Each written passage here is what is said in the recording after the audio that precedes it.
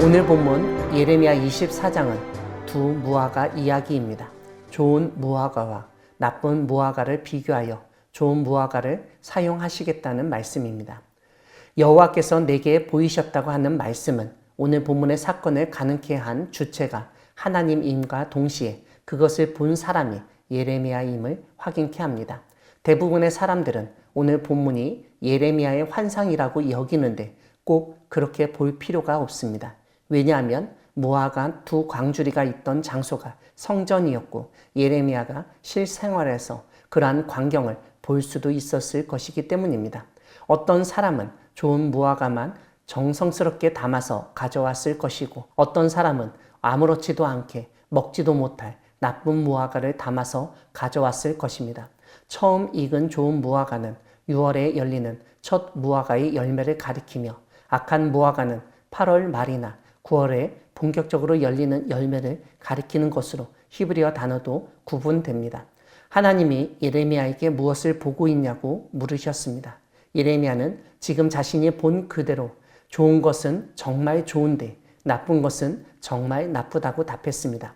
이후에 여호와의 말씀이 예레미야에게 임합니다.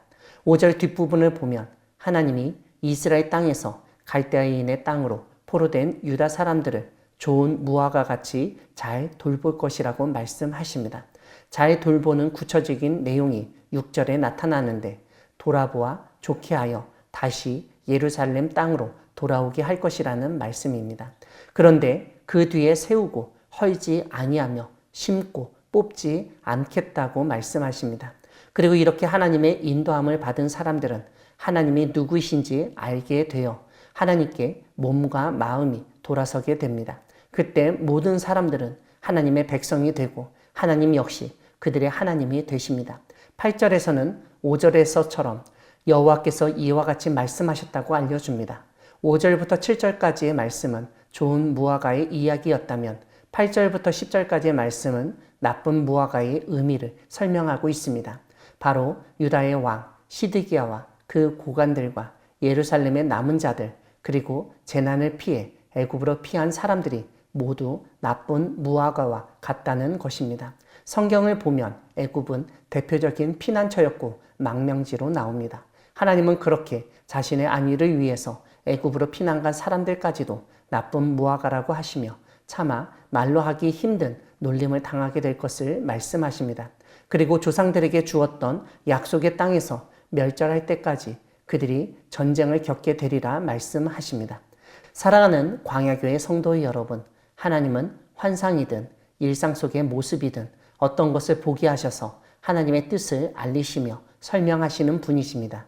예레미야가 보았던 악한 무화과는 하나님에 대한 진실한 마음이 없이 단지 형식적으로 그리고 그 속마음과 행동이 아무렇지도 않게 바쳐진 제물이었습니다. 우리가 레위기를 통해서 알 수 있듯 하나님께 바쳐질 제물은 흠없는 것이 전제입니다. 그런데 그 모양과 바치는 사람의 마음이 온전하지 못하다는 점에서 이 제물뿐만 아니라 그것을 바친 사람들이 하나님으로부터 거부될 것이 뻔했습니다. 그리고 오늘 말씀은 그것에 대한 설명을 알려줍니다.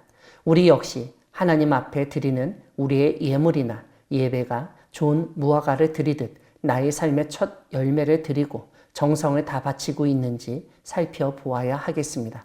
하나님은 우리의 중심을 보시는 분이십니다. 그리고 그 중심에 맞게끔 우리를 돌보시고 인도하시는 분이십니다. 바벨론에 사로잡혀간 사람들은 예루살렘의 땅에서 뽑혀서 나간 사람으로 보였습니다. 사람들에게 이제 더 이상 아무 쓸모없는 사람이라고 여겨졌습니다. 하지만 하나님은 다시 그들을 이스라엘 땅에 심고 다시는 뽑지 않으시며 그 집을 세우고 헐지 않으신다고 말씀하십니다. 세상 속에서 우리가 하나님을 하나님으로 섬기지 않을 때 우리는 세상 가운데서 뽑혀진 잡초 같은 삶을 살 수밖에 없습니다.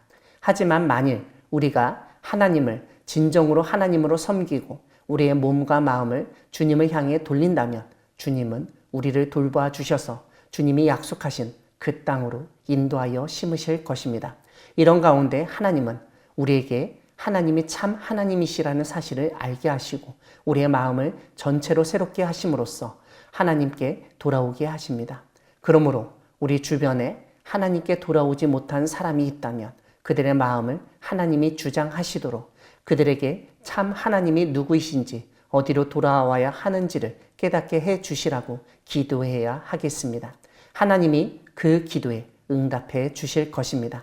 심판하시지만 회복시키시고 하나님의 백성으로 다시 살게 하시는 하나님을 믿으며 하나님 앞에서 좋은 무화과로 쓰임받는 우리 모두가 되기를 소망합니다. 아멘.